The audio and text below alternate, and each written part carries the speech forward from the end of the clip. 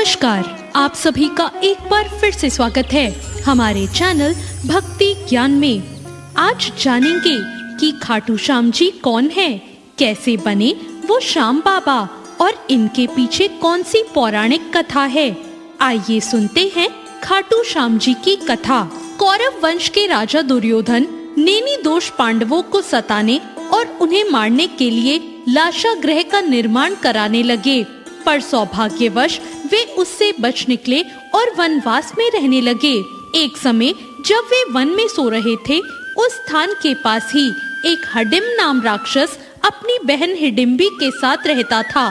तब उनको मनुष्य यानी उन पांडवों की गंध आई, तो उन्हें देखकर राक्षस ने कहा, इन मनुष्यों को मारकर मेरे पास ले आओ। हिडिम्बा अपने भाई के आदेश से वहां आई, जहां पास ही सभी भाई द्रौपदी के सहित सो रहे थे और भीम उनकी रक्षा में जाग रहा था।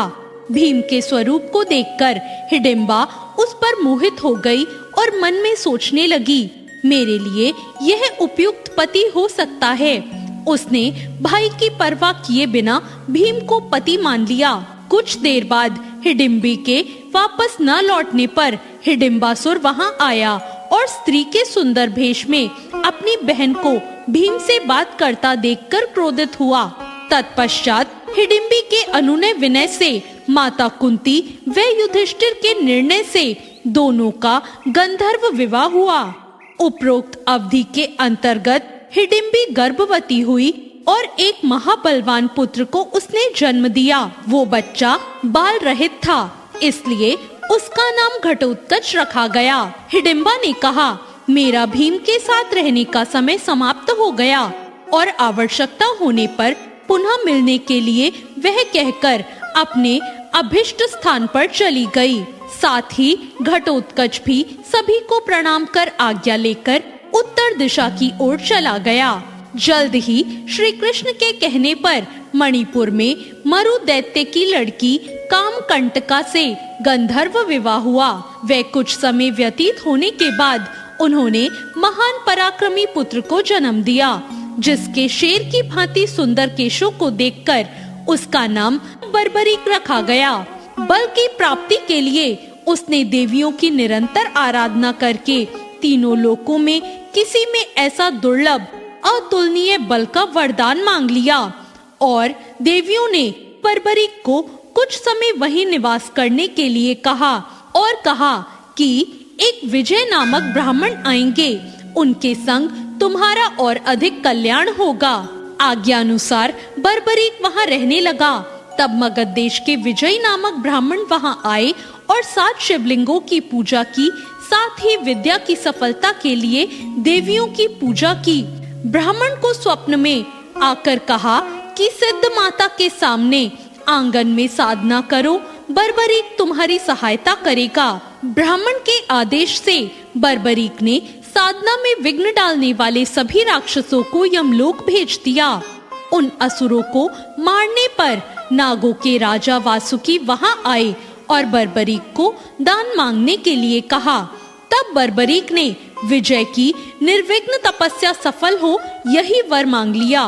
ब्राह्मण की तपस्या सफल होने पर उसने बर्बरीक को युद्ध में विजयी होने का वरदान दिया। तत्पश्चात विजय को देवताओं ने सिद्ध शौर्य प्रदान किया। तब से उसका नाम सिद्धसेन हो गया। कुछ काल बीत जाने के बाद कुरुक्षेत्र मैदान में कौरवों और पांडवों के बीच युद्ध की तैयारियां होने लगी। इस अवसर पर बर्बरीक भी अपने तेज नीले घोड़े पर सवार होकर आ रहे थे।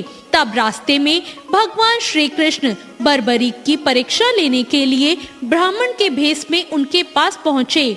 भगवान ने बर्बरीक की मन की बात जानने के लिए उनसे कहा, तुम किसकी ओर से युद्ध करने आए हो? तब बर्बरीक ने कहा, जो कमजोर पक्ष होगा उसकी ओर से मैं युद्ध लड़ूंगा।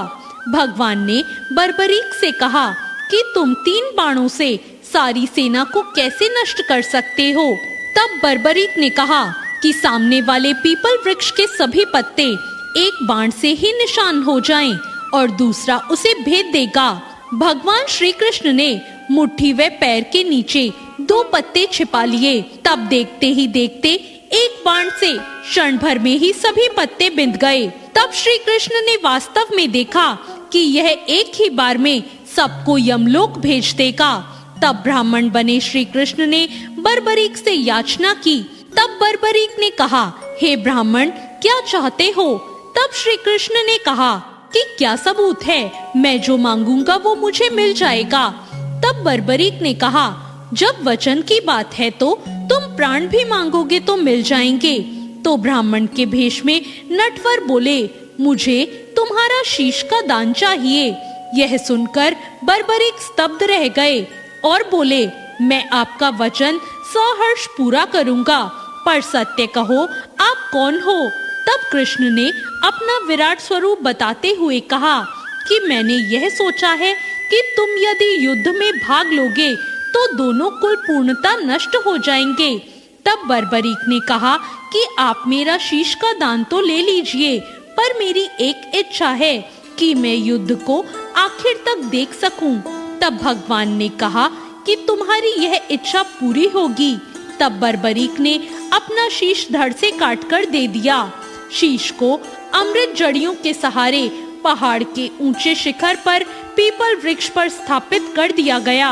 18 दिन तक चले युद्ध में पांडवों को विजय प्राप्त हुई, साथ ही उन्हें अपनी जीत पर घमंड हो गया। तब श्री कृष्ण उन सबको लेकर वहां पहुंचे जहां बर्बरीक का सिर स्थापित था। बर्बरीक के सामने पांडव अपनी अपनी वीरता का बखान करने लगे। तब बर्बरीक के सिर ने कहा कि आप सबका घमंड करना व्यर्थ है। जीत श्री कृष्ण की नीतिज्ञ से ही मिली है। मुझे तो इस युद्ध में श्री कृष्ण का सुदर्शन चक्र चलता ही नजर आया था। इसके बाद बर्बरीक चुप हो गए। तब भगवान श्री कृष्ण ने प्रसन्न होकर बर्बरीक को वरदान दिया कि कलयुग में मेरे श्याम नाम से तुम पूजे जाओगे और तुम्हारे सुमरण से सभी मनोरथ पूर्ण होंगे। तो ये थी खाटू श्याम बाबा की कथा। आपको ये कथा कैसी लगी कमेंट करके जरूर बताएं।